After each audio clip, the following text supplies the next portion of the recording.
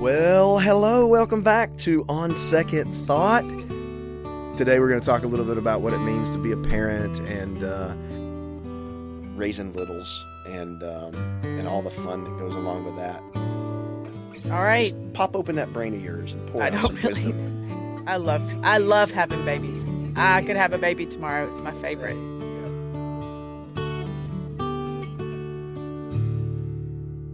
Welcome back to On Second Thought. Thank you so much for being here with Jim and Stephanie Perdue. This season we are talking about the family. We're talking about parenting. We're talking about raising kids. We're talking about boys and girls. We're talking about all kinds of fun stuff. Everybody's got questions, and they want to know, how did Stephanie Perdue raise these 5 kids? And so everybody has so many questions for you. They want to know all of your wonderful parenting wisdom. And so let's just dive right in. Let's just pop open that brain of yours and pour out some wisdom. I really wish I had specific questions to answer. Well, today we're going to talk about bringing little babies. Bringing the little babies home, which we are not in this stage anymore. No, but it's so fun. But you're going to lead this conversation because I was asleep for the whole time. That's what you told me a minute ago, right? So it's like, you lead this conversation. Yeah, because you were asleep. I do remember. Hey, I'm going to tell that story. Just simmer down. Simmer down. You have to make me not sound so awful. All right. I will. You can filter my words. You have to make But you have to understand it was through the postpartum mother's eyes. I'm normally very in tune with your needs, right? We'd only been married a couple of years. Why are you laughing? You are. I'm normally very in tune with your needs. You were. Oh, great! This is also a marriage thing. We may have already told this story. I'm going to get thrown under the bus. You're not.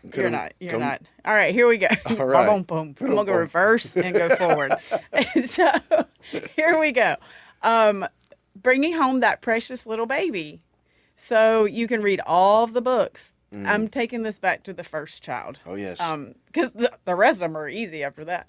It's all the same stuff. But so you bring them home from the hospital. You're told they're going to sleep. And mine did not sleep at all the first. Yeah, they say first 48 hours. Yeah. They'll sleep the whole time. And he was screaming every 30 minutes the first night. Literally screaming his entire life. I think the nurses were like, do you want us to take him to the nursery? We're like, no. And they were like, yes, please, take him to the nursery. Oh, my gosh. Yeah, I never did let him go to the nursery, though. Did we not? No, we did not. No, we did. But that was like after this, we learned that they would not die in the nursery and we could send them there. Anyway, all that to say, you bring them home, and here is where life can get, as a mother, a new mother, you can hear 500 different opinions about this. Nursing versus breastfeeding, nursing versus, all the things. And I say, try it, and if it doesn't work, it's okay. Yeah. Your baby is still going to eat dog food, and they're still going to eat McDonald's fries off of your car floor that everybody's been stepping on. And the pacifier that's been on the dirty ground. And they're still going to eat rocks. Not really. You're going to get them out of their mouth. Coins. They will swallow coins. They will swallow coins. So all I'm saying is, yes, if you can nurse. If it works for you, do it. I mean, I have a sister-in-law who is a milk truck. Milk truck. And she would tell you that. And so, I did nurse all of mine for different specific periods of time. But let's be honest, you felt I hated it. So much pressure early on with that too. And I think all that pressure, and for you, I don't want to get specific because I don't want to. Well, I just felt like it was, if I couldn't nurse, I wasn't a good mom, and perfection was the standard because it was my first child. Well, for you, childbirth was relatively easy. I love having babies. Easy for me to say. I could have a baby tomorrow. But you would say, I'd have another baby tomorrow. I'd go into labor. I had babies naturally. I'd go into labor and do it, and as long as I didn't have to gain all the weight and raise the kid. Yeah. So, but nursing was not that. It was the opposite. So it was probably what childbirth is for everybody: difficult and challenging, which you're weird in a good way. Childbirth was easy for you, but nursing was a real challenge. Yes, it was. And so, but that I learned, after my kid was screaming, and we're 3 months into this, and he was hungry. He was hungry, and I was tired. And I finally called you, and you said, I am going to buy formula on the way home. And his eyes glazed over, and he's been happy ever since. Not necessarily, but he was then. Formula saved my life. I don't remember that. Probably. Is that what I said? Yeah, you're like, I'm going to buy formula right now. I think I told you, why are you putting all this pressure on? Because it wasn't I think maybe you thought he wants me to do this and I have to do this, and like, Yeah. and formula is a big I had no. tried all of the natural remedies I had tried all the things. Yeah. So, but even, throughout all of that, I was a very structured mother. I was very structured until probably now. But I mean, when they were little, I was feeding them at 7, 10, 1, What's the book? 3, There's 7, a 10, book. 1. Is it not Happiest Baby on the Block, is it? What No, was it? that was not it. Gosh. How you sleep train your kids, how to feed them, how to, make sure that Baby wise. Baby wise. And I mean, again, people have polar Ooh. opinions about baby wise. Some people think it's the Bible. And some people think it's demonic. Oh. So. Oh, my mom would say, don't ever wake a baby when it's sleeping. Yes. So why would you do that? I like schedule. So I scheduled Because we my want to children. sleep at night. That's Yes. why. So all that to say, some people don't agree with that, but that's okay. I always found the middle road to pretty much all of the things, all of the opposites. Well, then people are like, what does the Bible say? Bible doesn't say about nursing or not nursing, or the Bible they doesn't had wet say about nurses. sleeping and not sleeping. I mean, the Bible's, Yeah. formula and not, Yeah. yeah. So, I mean, this is one of those things that you'll have to kind of find your way. And there are some really good things out there. But Baby Wise kind of helped us early on. But I do think that if you treat that like the Bible and you can't, oh my gosh, we got, we can't stay past 8 because we got to, like it gets a little, you at some point you got to teach your kids to kind of live on your life and schedule, and not just you live based on their schedule. Yes. I mean, but I was pretty structured. Oh, we were structured. I was structured. I needed my children needed to the go to rest. sleep for 2 hours. Oh yeah, so you quiet. could renew their love. Yeah, I could renew my love for them. Every time they took a nap, I fell in love with them all over again. And then they woke up. Yes. So, and I mean, you say I throw you under the bus with this story, but it's a good story for new moms and dads and new families to understand. Yes, this story makes me sound like a terrible person. Communication works. So I was very structured, like I said, and so, but at night I would always do one dream feed before they went to sleep. I hate this story. It's the best. So we were about 10 weeks in. We hadn't really started formula yet. No, I blocked it out of my memory. So Jim would look at me at 9 and he would say, I love you, I'm going to bed. And I would go, good night. Knowing that I had to stay up till 10:30 for the dream feed. I would be up at 1 with the screaming child who nursed for an hour and a half, and then on and on and on. And so finally I looked at him one night and said, I'm so sad that you go to bed every night while I have to stay up. I was so jealous of the extra sleep that you were getting. And so from then on, you stayed up with me until after the dream feed, and then we all went to bed Yes. together. Because we had always gone to bed together. Always, and still do. And let me just say a couple of things about this story, okay? So, yes, it makes me sound like a terrible person and an awful husband. But ladies and guys, I want you to recognize the moment she said something to me about it, everything changed forever. Yes. So it was just my own little I was oblivious. I can remember sitting on the couch and watching him walk to the bedroom and going, he's going to get an hour and a half sleep more than me tonight. And I would just get so sad about it. I was like, I love this little person that I'm holding, but he gets to sleep longer than I do tonight.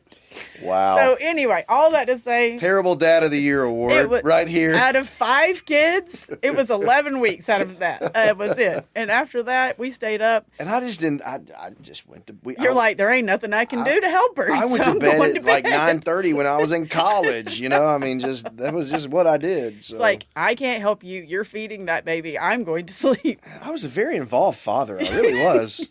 You could not feed them. But we changed all that. So you started feeding them and all that stuff changed. So anyway, that's our funny story about having newborns. So funny. Such a funny story. Well, when Judd was 6 weeks old, you got poison ivy and had to my stay up with gosh. me. And that's a way to come back. Hey, so just in case you're wondering, if the vines of the poison ivy plant are dormant in the winter, the answer is no, they're not. And if you are I'm not deathly allergic to it, but I am highly allergic to poison ivy. And I got it so bad. You stayed up with me all night that night. I thought you were going to have to put me in an insane asylum. I had to go get shots and drugs and all kinds of stuff just to, so it would not I mean, I thought I was dying. So yeah. So there is a picture of me like, but then after I got the shot, it knocked me out. So I think Judd's asleep on top of me or something. I'm just dead. So dead to the world. Yep. And Judd's allergic to poison ivy too. Yep. So anyway, all of that to say, like, I did sleep train them. We did do formula. We did nurse them. I started reading to my babies when they were very young, when they started crawling. I can remember having toys in a closet, and I'd sit on the outside of the closet and let the kids play inside the closet with a bunch of toys because they were safe and I didn't have to. And I just read to them. I was pretty structured throughout all of that time and taught them, like, they would sit up, crawl. And as soon as they started crawling, you saw defiance starting. So it's built in, right? They're born dirty, rotten sinners. Yeah, they are not precious angels. They're so cute. Aren't they precious? They are. So they perfect. smell so delicious. No, and they have the juiciest little cheeks. That's not their natural smell, okay? I love this is how I ended up with 5 babies. Like, I loved babies. What's the shampoo that you use? You're like, oh, it smells so good. Is that like No Tears, Johnson & Johnson, No Tears or something? And it's probably bad for new moms to do all that. You yeah. can't use all that stuff anymore, I guess. You have to use organic No Tears vegan shampoo. Anyway, so defiance starts when they're young. And so immediately training starts when they're young. Yeah, like I can literally remember, like, one's crawling, you're like, no, and he literally turned around and looked, like, and almost gave this grin and was like, here I go. I ain't listening to you. Game on. Yeah. So, I mean, training starts very young in our house. They are born sinners. Yes. And, I mean, you can say no and then turn their little bodies around because they're not going to know or understand the word no. So a lot of that is physically exhausting for you because you say no and we turn. And you got to chase them everywhere. And so, I mean, if there's more questions about how we did that, a lot of times I can remember when they were little, we would set objects out that I didn't want them to touch right beside them. And I would say, no. And they try to touch it. Yeah. But then trying to teach them to listen and obey from a young age. We learned this from your mom about 12 months, or no, maybe younger, 8 or 9 months. We start teaching them sign language. Yeah. Like some basic signs. We are not a sign language family. Except we are still not a 15-year-old. That's her foreign language in school. Yes. And she does great with it. Yes. But we're not. I don't know sign language other than more and milk and no and all done and things like that. Which please, thank you. Before they can talk, they can sign. Yes. And it's a really, like, because otherwise, a lot of times your baby just look at you and scream. Remember? Yes. You remember? We had that one kid. Yes. That apparently we didn't know, but he had so many ear infections he couldn't hear. So all he would do is grunt. But he could sign. Yeah, but I remembered. What did I tell you? I cannot wait for this kid to start talking. Yeah, he was still He would just grunt at you like a caveman. But it helped that he could say grr and then be signing please or more milk. So at least. So they learn, so you start at like 8 or 9 months teaching them different signs as you're going about your day. Do you want more milk? You sign milk. And so we would do those things together collectively, like all the time. And then one day they start signing back to you and you're able to communicate with your child before they could say all of the words. Right. Like, do you want more milk? More milk. They would sign it. It's pretty amazing when you want when the happens. Video podcast, but I'm not doing it. I would like to see you sign for all of our audience. And then if they didn't want any more food, they knew that they could say, all done, and they would be done. Instead of just grunting and screaming. Or throwing their plate on the floor. Oh, no. Yes. Yeah. So it just helped communicate. It actually taught training in different areas and different ways. We taught the word please. Yes. We taught please and we taught thank you. Mm-hmm. Before they could actually say those words. I think, too, one overarching thing, because you need to run this whole podcast today, but one of the things we talk about when we're training them to obey is what is obedience in our house, and so we try to teach them early on, even like we would ask them that question, what does it mean to obey? Obedience is the first time with a happy heart. Like a kid could understand that. So it's not just doing what you're told, but it's the attitude. The attitude and the action have to go together. And so the early on, that overarching is like, this is what obedience looks like for us. It's not just the kid doing what they're told. There has to be an attitude that associates a change of heart and a desire to please their parents. Yes. I mean, and that's part of why you start so young. And I think some parents maybe today, I don't know a lot. I'm not really involved with a lot of younger parents right now. I probably will be after this podcast. But I've never considered it mean or that I'm a mean mom if I'm parenting and disciplining my children and they didn't like the result or the consequence of their disobedience. Like if my kid needed to cry to go to sleep, then they needed to cry to go to sleep. Mm-hmm. I didn't feel like I was a bad mom because they were crying to go to sleep. I didn't let them cry for like days or whatever. It was usually about 15 minutes. They needed to cry, scream, and go to sleep. I just put them in there and go to bed. Cry for days. Well, I say cry.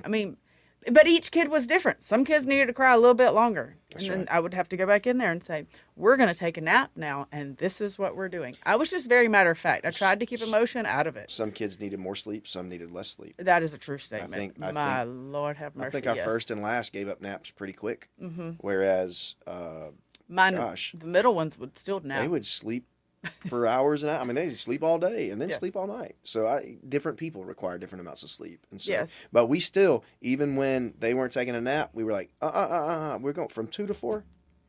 You're going to at least be quiet.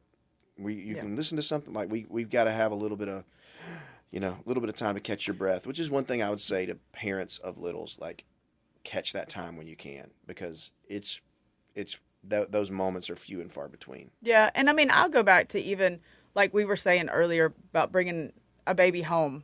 They always say sleep when the baby's sleeping. Well, that may be true. But the first 4 weeks, like as a mom, you're running off straight adrenaline. Mm-hmm. So if you have a more simple delivery, like take the help at the beginning for sure, but plan on somebody being there a month in because your adrenaline is tanking. That's when you felt like you hit the wall 4, 5, 6 weeks. Yes. I'm like, please let somebody, let my mom come, let your mom come. Somebody come help me take care of the baby about a month in. And I'm already back to work. Like we didn't have paternity leave back then. Yeah. And so, I would be back at work pretty quick. But you'd have a baby on Thursday and be at church on Sunday. Yes, but I also, wrapped in a little papoose, a little tucked in. But I sent you back to work because I knew that when I needed you, I wanted you to be able to come help then. So, all right, something else we didn't really have to deal with when our kids were young was, we had to deal with TV, but we did not have tablets and devices to actually be introduced to our kids. And we really tried to stay away from whatever was around. We really tried to stay away from it early on. We did. I can remember, the boys first getting to watch Thomas the Train. Thomas the Tank Engine. And so we were talking about training, and this is where I think even for parents now, you're going to have to train yourself not to give your kid a device because it's easy. And that when we talk about parenting in church, it is so easy. And I'm guilty of it. Carolyn's 10. We didn't even have these things when the boys and, AK were little. Right. Like, you can just give them a device. Like, that was just not a part of it. And so taking the device or never giving the device makes parenting exponentially harder. I am not going to lie. You're going to have to be more in tune, more devoted. You're going to have to read books to your kids. They're going to have to sit in the stroller and literally scream and you're going to feel embarrassed. But that's okay. You don't have to give them a device every time. Yeah, I think you have to be more creative. We were basically only fighting against the television back then. Correct. And the computer. We're so old. What was this website that they got to go to? Oh, Starfall.com. Yeah, Starfall. We did let them do Starfall because it was educational, but not very often. It was not a thing. It was a reward. But these days, golly, we'll talk about teenagers later, but screen time and all that kind of stuff. It's a reality you have to deal with. And at some point, your kids are going to be exposed to screens. So, you can't just say never anything at all. How in the world are you going to be able to sustain that? Correct. Yes. But you also can't say, oh, anytime they fuss, here, just take this. It's so much easier. It is just say, easier. take this, take this, take this, take this. But you're not, like, kids don't even know how to be bored these days. You're not training them how to live in a society where they function as a productive human being. Well, like If we you're said, always entertained. yes, but we said earlier, that's easy. So you're getting easy when they're little. And it So gets you're going hard. to get real hard later. Yeah. So, as I said, you want the real hard when they're little. Please go for the real hard when they're little, when you can still physically control them. You don't want the real hard to be when they're 6 too. Yeah. Like, And they've got keys to a car. and they're, Yeah, I mean, you have to choose what you want to be hard. It is going to be hard. So It's period. very hard. Parenting is going to be hard. There's no way around it. So at some point, you got to pick your hard. You got to say, I'm going to, and what we tried to do And we are not perfect. was to pay the price when they were little and to do the hard things when they were little so that later on we could enjoy them. And I mean, we did enjoy them when they were little too, but it's but a lot. it's much more difficult. But I just saw somebody do the other day. They said absolutely no screen time during the week for any reason. For any reason at all. For any reason. That's tough. That's very tough, but it's admirable to be able to do that because your kids are going to have to go outside and play, and you may have to go outside and play with them. Yes. And that's where I think parents are getting stuck now.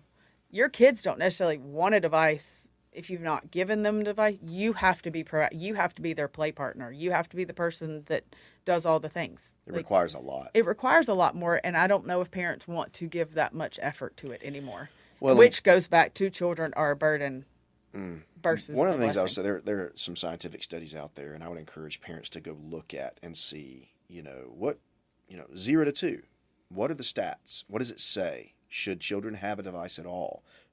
2 to 5, what is this? I mean, because when we were coming up, I mean, there wasn't anything like that, but now there are statistics that kind of show you, here's an amount that's healthy, here's an amount that's not healthy. Here's a way that's healthy, here's a way that's not healthy. Because like these days, you've got instant entertainment at the click of a button at any moment, all the time. And so if you're going to be able to show self-control with that as an adult, you got to be able to show self-control with that as a kid. What does that look like? Kids don't have self-control. No. A Well, year-old, 2-year-old kid, they're not going to have. You have to control them Yes. in that environment. Yes. And I do, and it's hard to say just how hard it will be if you don't give your kid a device, especially if you've already started doing that. But I promise you, if you have a kid who throws fits, who has just like maddening anger when you take your device away, if you take it away, I promise it will get better. And I tell every parent this, any bad habit that you've started takes 3 hard days to overcome. So if your kid has a pacifier, when you take it away, it's going to be 3 hard days. Yeah. If you let your kid sleep in the bed with you, it's going to be 3 hard days to put your kid back in the bed by themselves. But if you stay firm and you stay consistent and they see that this is the way this is going to be, like 3 hard days is just 3 hard days. Right. But I don't think we want any hard days. But we're going to have They're them. going to have to be hard days. And there's going to be hard seasons. I don't know. There's a principle in life, right? Play now, pay later. Pay now, play later, right? You don't like that? I think that's great. Okay. So there's a principle in life. Mm-hmm. Pay now, play later. Play now, pay later. And so I think that principle applies to parenting too. Pay now. Pay the price. Whatever the hard work is. And boy, it was hard. It is hard. You're exhausted. You're frazzled. You're Overstimulated. And you got all these kids running around and all these kids. We had all these kids, but you know what I'm saying. And everything changes all the time. Everything changes all the time. You gotta. Okay. The more kids you have, though, bonus there, they play with each other. They do, and then they fight and bite and all the things. So you should tell everybody how you got your kids to stop biting. We're not doing biting, Yes, are we? you should tell your kids how you. So some parents have a really hard time with their kids biting. And so we just I feel decided. like we've gone from like bringing them home to biting. No, we went biblical with it. All right. Well, my kids started Eye biting. for an eye, tooth for a tooth. I did. Well, Bite for a bite. the minute my kids ever bit me, I just bit them back, which is, y'all can quote me on it and they will tell you, because I just bit them, and I bit them hard. And I rarely had anybody bite more than twice. Mm-hmm. And I didn't let their sibling bite them, but I did turn around and bite them. So, but that was for free. Yeah. But that's what works for us. It works for us because, like some parents, that's the thing their kids do, and they cannot figure out how to make it stop. Yeah. And it's like, oh my gosh, how do I make this stop? And that is one way a child acts out in rebellion and defiance and disobedience, even as a little child. Yeah. So I think, too, one of the things that we've talked about is there will be moments where your kids will test you and they will be defiant. Mm-hmm. And in those moments, don't back down. You have to win, and you have to win decisively. And I can remember when our kids were under 2 and under, where they would defy, just openly defy. Yeah. And you have to say, okay. And it could be a long moment. We've drawn a line in the sand. Yes. And it could be over the stupidest thing, too. It will be over the stupidest thing. Yeah, it would be a cabinet door. It'll be over the stupidest thing. A blanket. Yes. Let that go. And they just stare at you. Mm-hmm. Let it go. And they stare at you. Mm-hmm. And I'm going to promise you, you'll remember it. But if you lose and your kid wins, they'll remember it. And they'll think, there's a moment where mom and dad crack, and I just have to push them to that edge, and then I win. And I'm telling you what, and it's not a competitive thing, it's a discipleship and correction thing. We refused to let them win in that moment because I was scared to death of what that would mean for them 10, 15, 20 years later. Oh, yeah. Yeah. We all have vivid memories that are running through our heads right now. And our children probably will as they're Can't tell all the stories, but no. One of the things that we'll talk about as we progress is discipline. How do you discipline your kids? And how can you discipline in love and not anger and all those sorts of things? Which we do not get right every time. No, but we'll talk about, as we continue, we'll talk about how to discipline. We'll talk about the ways we disciplined, whether it was, do you do timeout? Do you take away privileges? Do you spank? Do you give them apple cider vinegar? All the things. We'll talk about that. So for today, I think that you've done a great job kind of talking about everything. Raising littles and all the fun that goes along with that. And there are probably a million other questions, but as always, you guys can ask questions at secondfamily.church/thoughts. Thank you for coming to Stephanie's talk on raising babies, and she did a great job with the Perdue crew. So we're grateful. Hey, check us out next time. We'll be back soon. God bless you guys. Have a great day.